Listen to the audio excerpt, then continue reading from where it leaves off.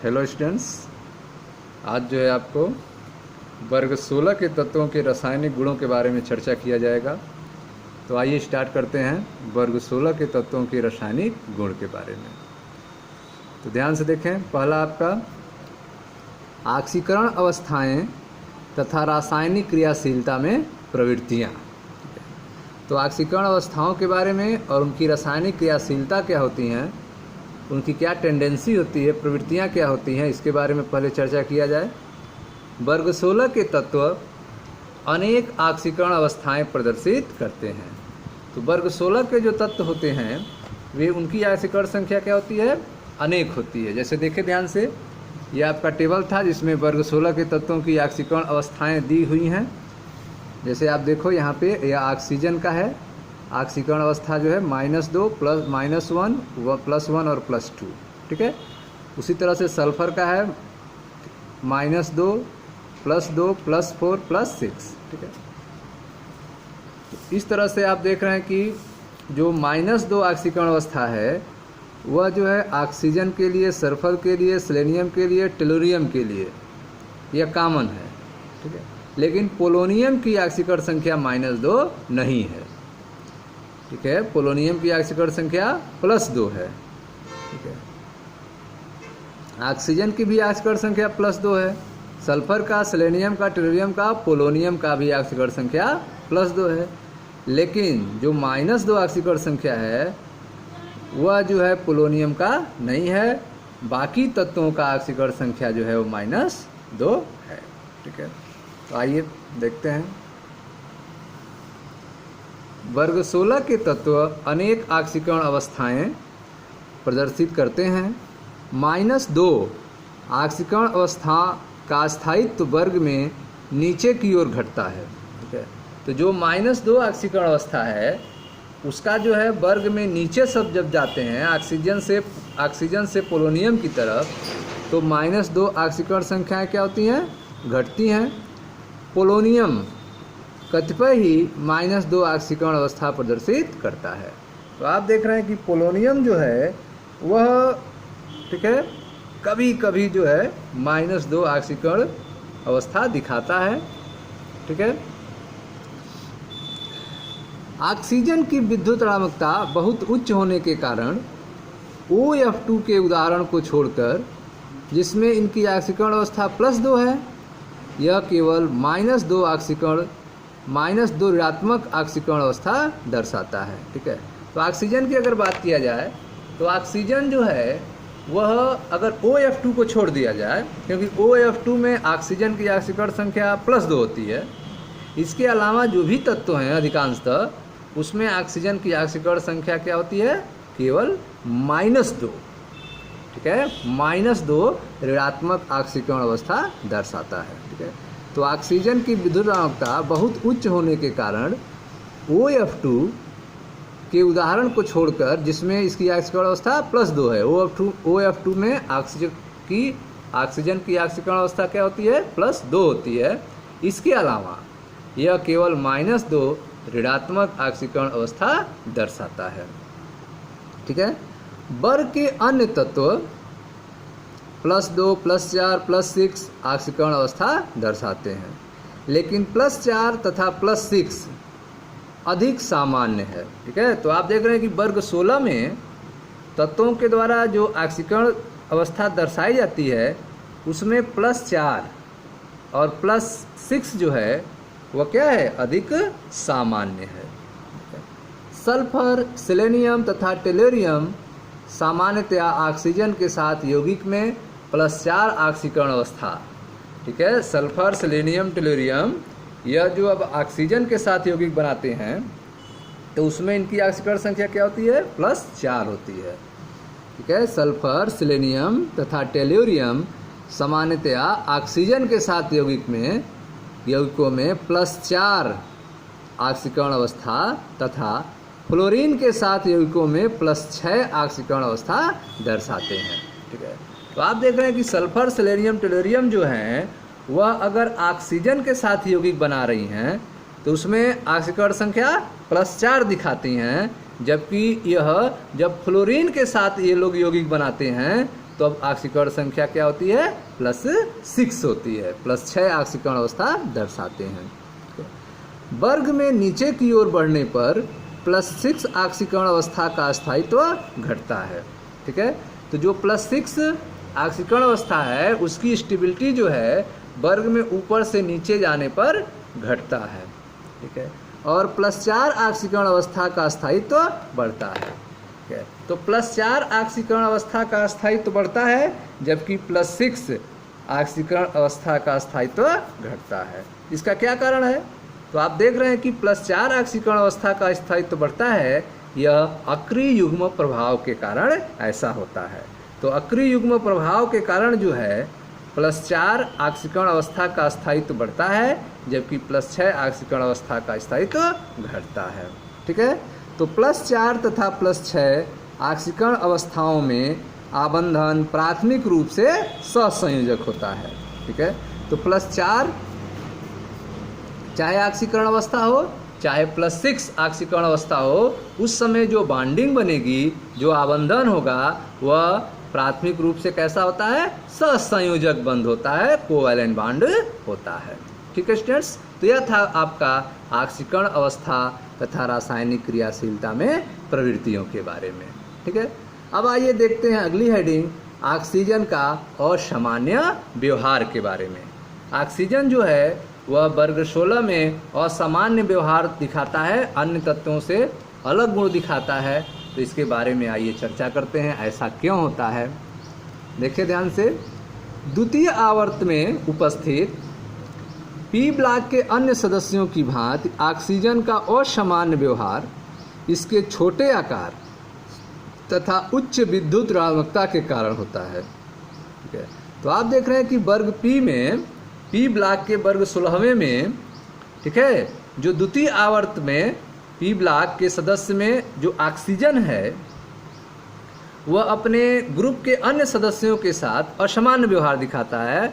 इसका क्या कारण है? तो इसका कारण यह है कि ऑक्सीजन का जो छोटा आकार होता है और इसकी विद्युत ऋणात्मकता उच्च होती है। ऑक्सीजन का आकार छोटा होता है और इलेक्ट्रोनेगेटिविटी इसकी हाई होती है। इसी के कारण यह अपने परिवार के अन्य सदस्यों के साथ अलग व्यवहार दिखाता है, अन्य सदस्यों की तुलना में अलग व्यवहार दिखाता है। ठीक है, द्वितीय आवर्त में उपस्थित पी ब्लॉक के अन्य सदस्यों की भांति ऑक्सीजन का असामान्य व्यवहार इसके छोटे आकार तथा उच्च विद्युत ऋणात्मकता के कारण होता है।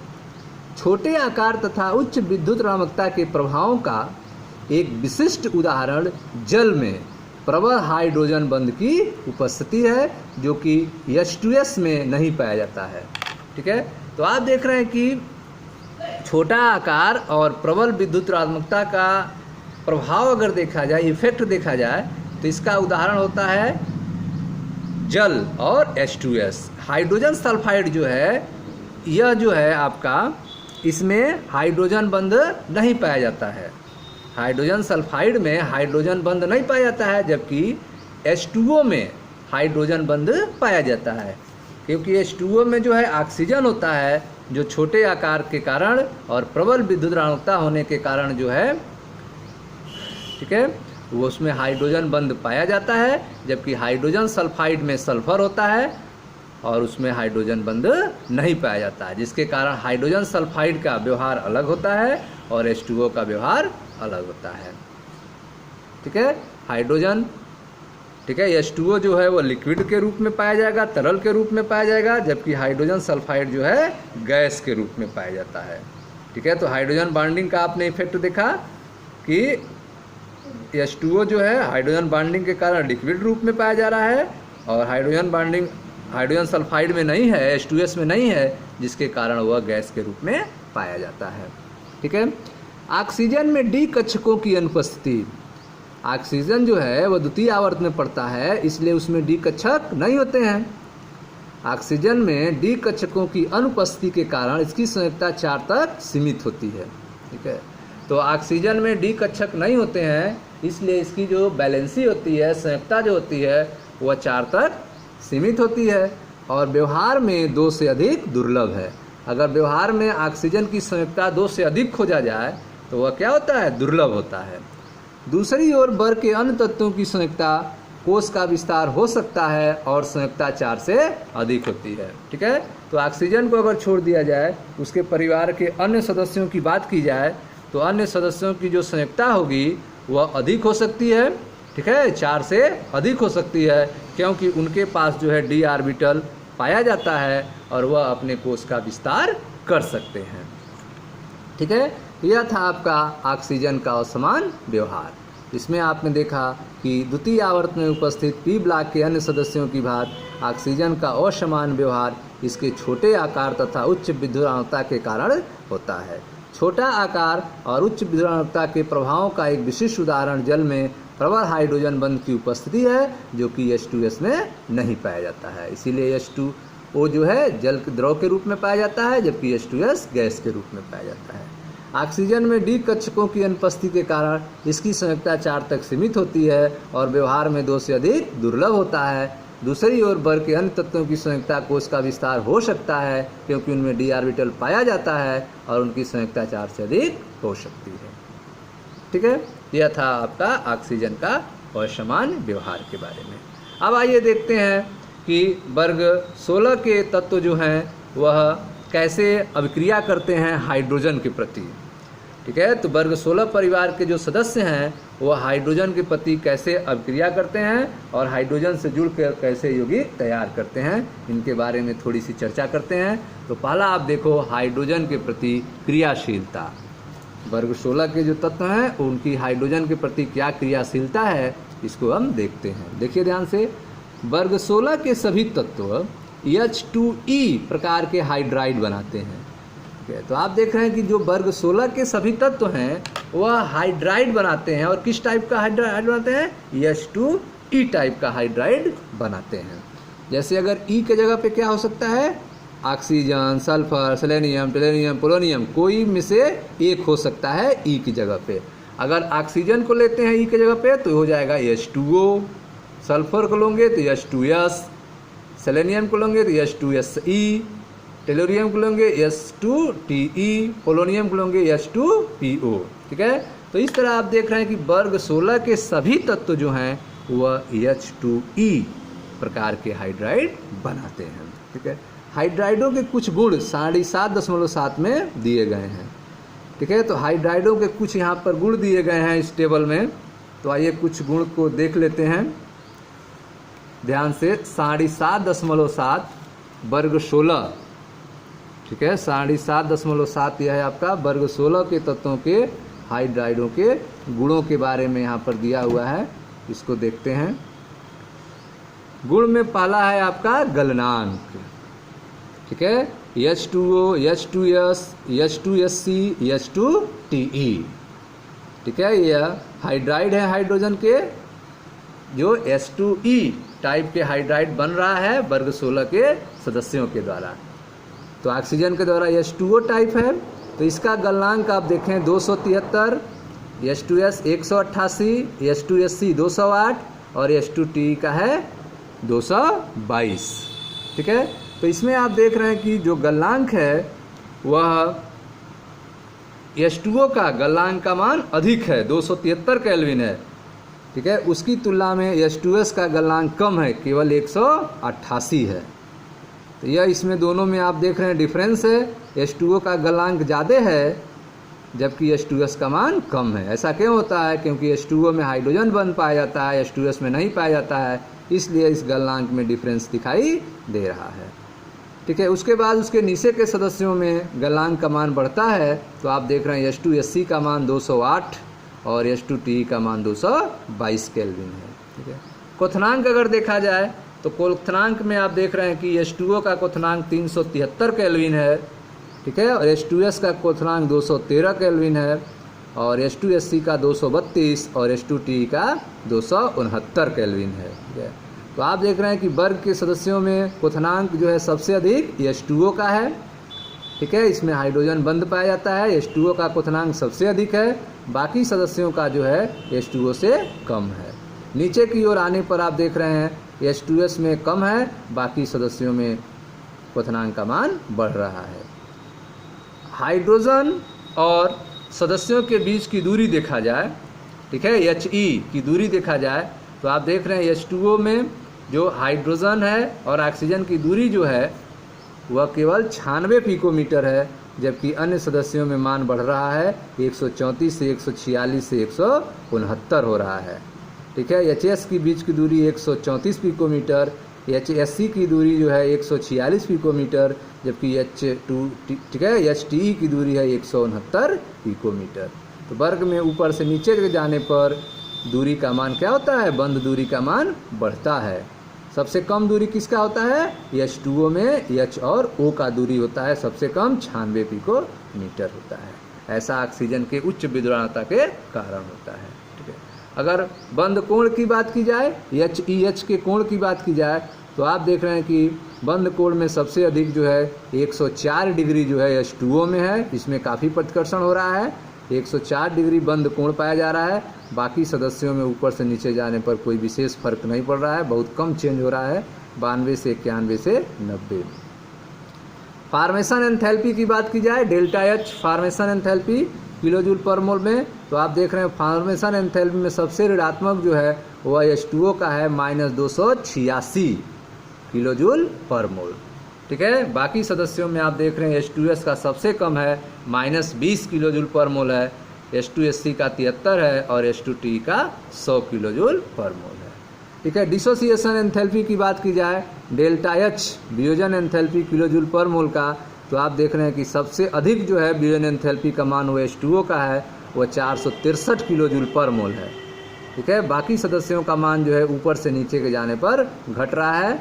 H2S का मान है 247, 347, H2SC का 276, ठीक है, जबकि H2TE का मान है 238। तो वर्ग में ऊपर से नीचे जाने पर ठीक है वियोजन एंथैल्पी का मान घटता जाता है। सबसे अधिक वियोजन एंथैल्पी जो है H2O का होता है 463 किलोजूल पर मोल। वियोजन स्थिरांक देखा जाए तो वियोजन स्थिरांक भी आप देख रहे हैं कि H2O का वियोजन स्थिरांक जो है 1.8 × 10⁻16 है, जबकि अन्य सदस्यों का जो है घटता हुआ जा रहा है, बढ़ता हुआ जा रहा है।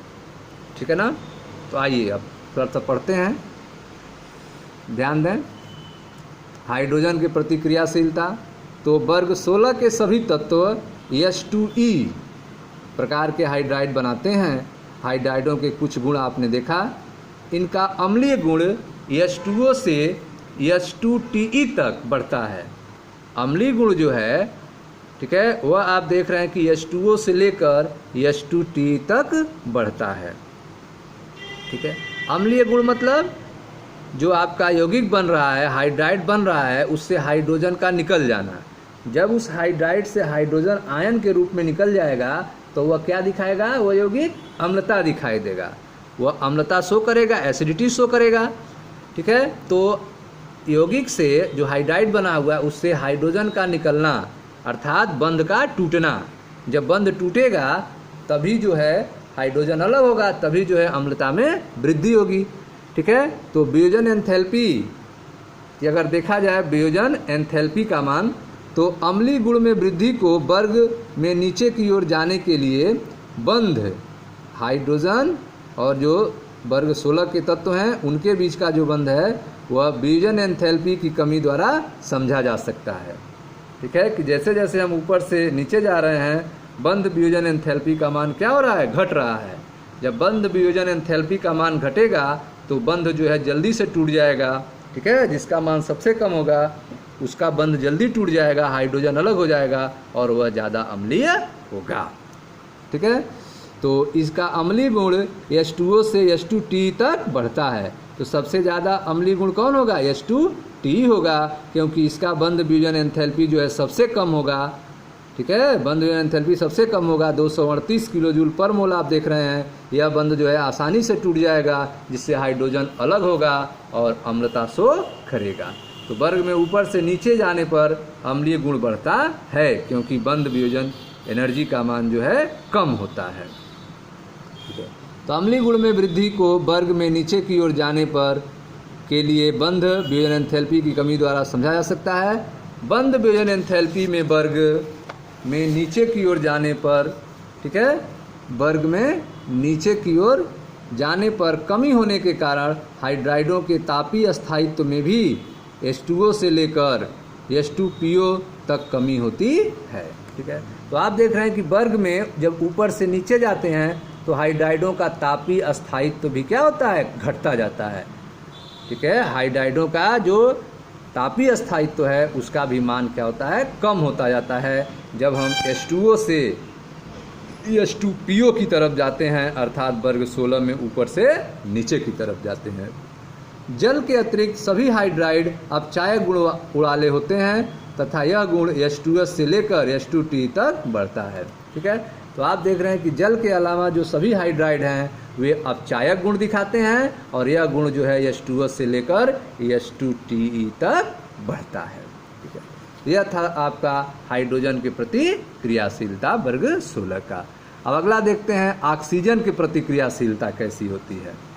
ठीक है, वर्ग 16 के जो सदस्य हैं वह ऑक्सीजन के प्रति उनकी क्या क्रियाशीलता होती है, इसको ध्यान से आप समझें।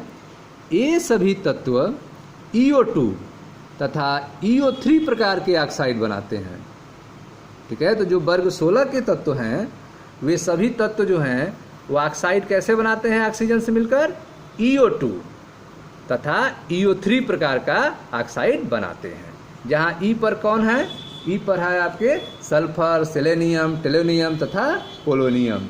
ठीक है, ई के जगह जो है वे सल्फर हो सकता है, सेलेनियम हो सकता है, टेलोनियम हो सकता है और पोलोनियम हो सकता है। अगर ई के जगह सल्फर लेते हैं तो यह ऑक्साइड बनाएगा SO2 और SO3। ठीक है ना, तो अगर SI लेते हैं तो SiO2, SiO3, इस टाइप के जो है ऑक्सीजन के साथ यह मिलकर ऑक्साइड बनाते हैं। ठीक है, तो ये सभी तत्व जो हैं EO2 तथा EO3 प्रकार के ऑक्साइड बनाते हैं, जहाँ E है S, SCTE तथा PO। ओजोन O3 तथा सल्फर डाइऑक्साइड गैसें हैं। ठीक है ना, तो आप देखें भौतिक अवस्था के बारे में कौन किस अवस्था में पाया जाता है, तो जो ऑक्सीजन का से मिलकर ओजोन तैयार होता है O3 और सल्फर डाइऑक्साइड SO2, यह कैसे होती हैं, गैसें होती हैं। ओजोन तथा सल्फर डाइऑक्साइड गैसें हैं, जबकि सेलेनियम डाइऑक्साइड SCO2 एक ठोस है। ठीक है, SCO2 क्या है, एक ठोस है। ठीक है, डाइऑक्साइड का अपचायक गुण SO2 से TeO2 तक कम होता जाता है। तो आप देख रहे हैं कि जो डाइऑक्साइड का अपचायक गुण है वह SO2 से जब नीचे पहुंचते हैं TeO2 तक, तो यह ऑक्साइड का गुण जो है वह अपचायक गुण जो है वह घटता जाता है, कम होता जाता है।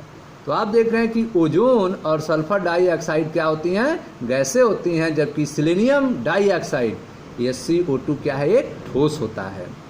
डाइऑक्साइड का जो अपचायक गुण है वह SO2 से लेकर TeO2 तक कम होता जाता है। SO2 एक अपचायक है जबकि TeO2 एक ऑक्सीकारक है। तो आप देख रहे हैं कि डाइऑक्साइड का जो अपचायक गुण है वह SO2 से जब नीचे उतरते हैं TeO2 तक यह कम होता जाता है। तो TeO2 पर सबसे कमी आ जाती है, इसलिए TeO2 जो है वह ऑक्सीकारक है जबकि SO2 क्या है, अपचायक है। ठीक है ना, तो SO2 एक अपचायक है जबकि TeO2 एक ऑक्सीकारक है। ठीक, EO2 प्रकार के ऑक्साइडों के अतिरिक्त, ठीक है, जो EO2 टाइप के ऑक्साइड बन रहे हैं, इसके अलावा सल्फर, सेलेनियम, टेलोरियम EO3 प्रकार के ऑक्साइड भी बनाते हैं। ठीक है ना, तो ऑक्सीजन को छोड़ दिया जाए तो ऑक्सीजन तो SO2 और SO3 टाइप, ठीक है, मतलब EO2 और EO3 टाइप बनाता ही है। उसके अलावा जो तत्व हैं वर्ग 16 के, जैसे सल्फर, सेलेनियम, टेलोरियम, यह EO3 प्रकार के ऑक्साइड बनाते हैं। जैसे सल्फर जो है SO3, ठीक है, इसके अलावा सेलेनियम जो है वो SCO3, टेलोरियम जो है TeO3 भी बनाते हैं। तो सल्फर, सेलेनियम, टेलोरियम EO3 प्रकार के ऑक्साइड बनाते हैं, SO3, SCO3, TeO3। दोनों प्रकार के ऑक्साइड अम्लीय प्रकृति के होते हैं। ठीक है, यह जो दोनों टाइप्स के ऑक्साइड्स बन रहे हैं, यह EO2 टाइप या EO3 टाइप्स, ये ऑक्साइड कैसे होते हैं, यह अम्लीय प्रकृति के होते हैं। दोनों प्रकार के ऑक्साइड्स जो होते हैं वे अम्लीय प्रकृति के होते हैं, एसिडिक नेचर के होते हैं। ठीक है स्टूडेंट्स, तो दोनों प्रकार के ऑक्साइड्स जो होते हैं वे अम्लीय प्रकृति के होते हैं।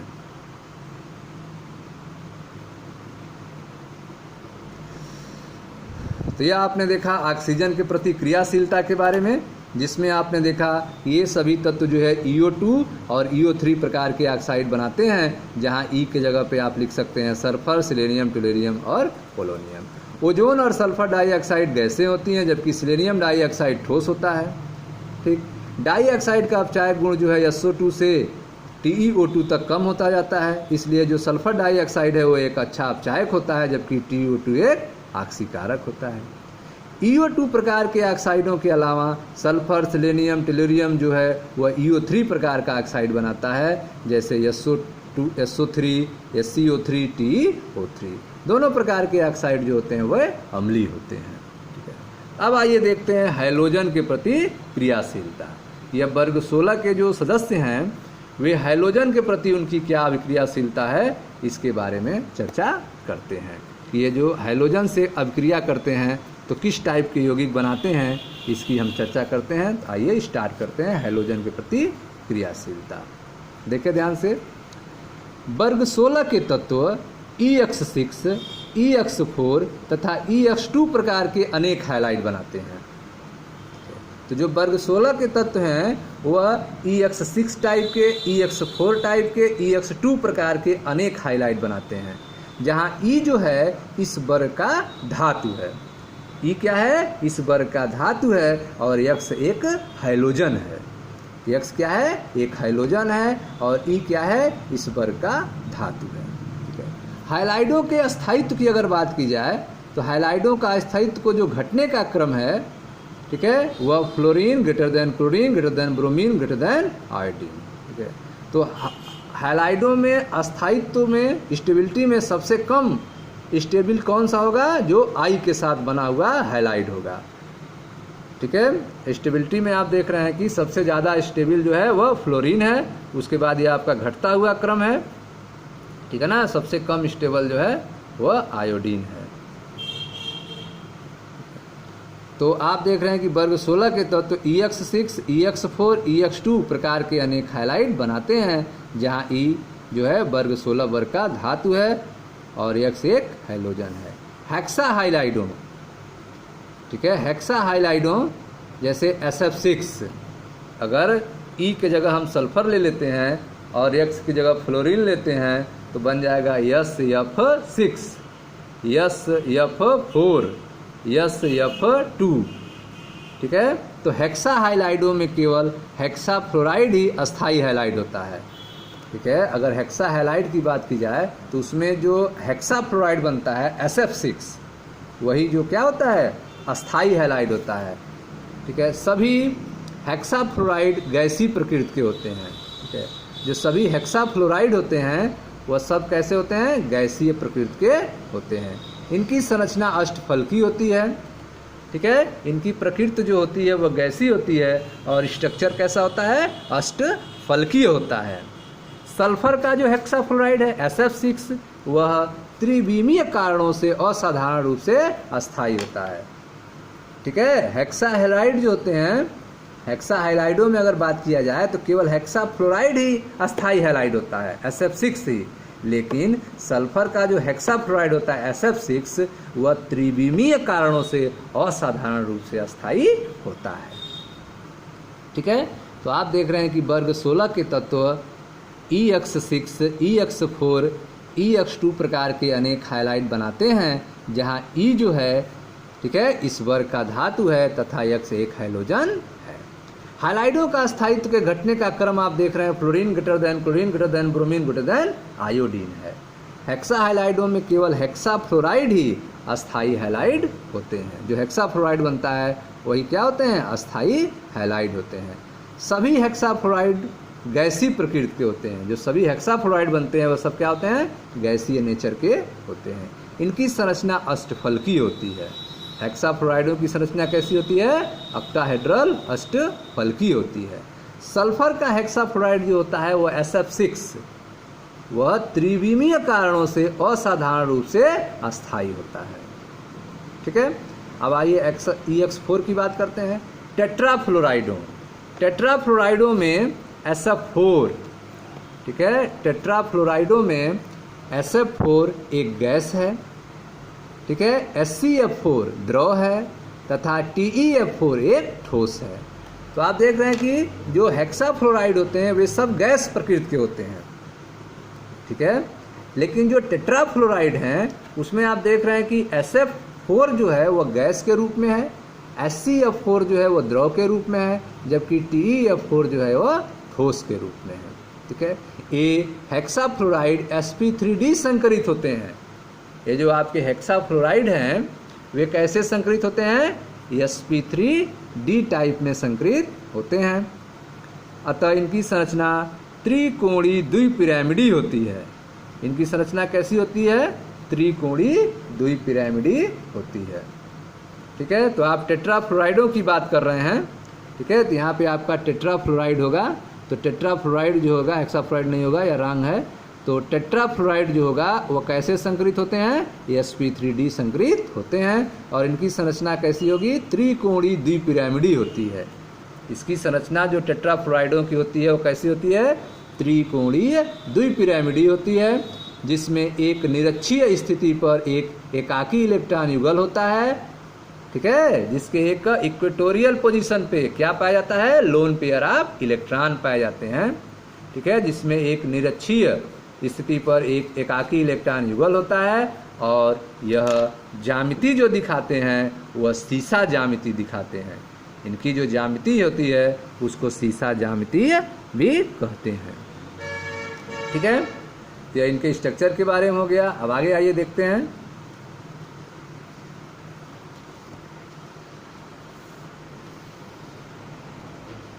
ऑक्सीजन को छोड़कर सभी तत्व डाइक्लोराइड तथा डाइब्रोमाइड बनाते हैं, ठीक है। ऑक्सीजन को अगर छोड़ दिया जाए तो वर्ग 16 परिवार के जो भी तत्व हैं वे क्या बनाते हैं? डाइक्लोराइड तथा डाइब्रोमाइड बनाते हैं। यह डाइहैलाइड, ठीक है, जो बन रहा है वह sp3 संकरण द्वारा बनते हैं, चतुष्फलकी संरचना के होते हैं, ठीक है। तो आप देख रहे हैं कि ऑक्सीजन को छोड़कर सभी तत्व जो हैं वे डाइक्लोराइड डाइब्रोमाइड बनाते हैं। और ये जो डाइक्लोराइड डाइब्रोमाइड है अर्थात जो डाइहैलाइड हैं वे sp3 संकरण द्वारा बनते हैं तथा चतुष्फलकी संरचना के होते हैं, ठीक है। सुपरिचित मोनोलाइड द्वितीय प्रकृति के हैं, ठीक है। जो सुपरिचित है मोनोलाइड वह डाइमर प्रकृति के हैं, जैसे S2F2, S2Cl2, S2Br2, Sc2Cl2 तथा Sc2Br2, ठीक है। तो ये सब जो आपके मोनोलाइड डाइमर प्रकृति के होते हैं, ठीक है। ये द्वितीय हैलाइड निम्न प्रकार से असमानुपातित होते हैं। ये जो आपके डाइमर हैलाइड हैं वे क्या दिखाते हैं? असमानुपातित होते हैं। जैसे देखें यहाँ पे 2Sc2Cl2, 2Sc2Cl2 ये असमानुपात रूप से टूट जाएंगे, बनेगा ScCl4 plus Sc, ScCl4 plus Sc। तो इस तरह से आप देख रहे हैं कि जो द्वितीय हैलाइड हैं वह क्या हो जाते हैं? असमानुपातित हो जाते हैं, ठीक है स्टूडेंट्स। तो इस तरह से आपने देखा कि ऑक्सीजन को छोड़कर सभी तत्व जो हैं वे डाइक्लोराइड तथा डाइब्रोमाइड बनाते हैं। ये डाइहैलाइड जो हैं वे sp3 संकरण द्वारा बनते हैं तथा चतुष्फलकी संरचना के होते हैं। सुपरिचित मोनोलाइड द्वितीय प्रकृति के हैं, डाइमर प्रकृति के हैं। जैसे आप इसका उदाहरण देख सकते हैं S2F2, S2Cl2, S2Br2, Sc2Cl2 तथा Sc2Br2, ठीक है। ये सब कैसे हैं? मोनोलाइड डाइमर प्रकृति के हैं, ठीक है। ये जो हैं ये द्वितीय हैलाइड निम्न प्रकार से असमानुपातित होते हैं। तो ये जो द्वितीय हैलाइड हैं वे कैसे असमानुपातित होते हैं? तो देखें ध्यान से, 2Sc2Cl2 यह टूट जाएगा ScCl4 और Sc में, ठीक है स्टूडेंट्स। अब एक क्वेश्चन देख लेते हैं। H2S H2Te की अपेक्षा कम अम्लीय है, क्यों? जो H2S है हाइड्रोजन सल्फाइड है, ठीक है, वह हाइड्रोजन टेलुरियम की तुलना में कम अम्लीय होता है, क्यों? तो आपको बताया गया है कि वर्ग में नीचे की ओर बढ़ने पर EH विजन एंथैल्पी में कमी आने के कारण अम्लीय गुणों में वृद्धि होती है, ठीक है। तो सबसे नीचे जो है H2Te पड़ेगा तो इसका अम्लीय गुण ज़्यादा होगा, क्यों? क्योंकि इसकी बंद वियोजन एंथैल्पी का मान कम हो रहा है और इससे हाइड्रोजन जो है आसानी से अलग हो जाएगा और यह अम्लीय गुण दिखाएगा। तो H2 जो होगा, H2 जो होगा वह ज़्यादा अम्लीय होगा H2S की तुलना में। ओके स्टूडेंट्स, तो यह था आपका वर्ग 16 के परिवार के सदस्यों का रासायनिक गुण के बारे में। ठीक है, अब आप इसको रिवीजन करें ताकि पूरा कंसेप्ट क्लियर हो जाए। अब हम नेक्स्ट वीडियो में आपको मेथड ऑफ प्रिपरेशन के बारे में चर्चा करेंगे, डाई ऑक्सीजन के बारे में। ठीक है, आप वीडियो को लाइक करें, शेयर करें, चैनल को सब्सक्राइब करें, अपने दोस्तों को भी बताएं। धन्यवाद, थैंक यू।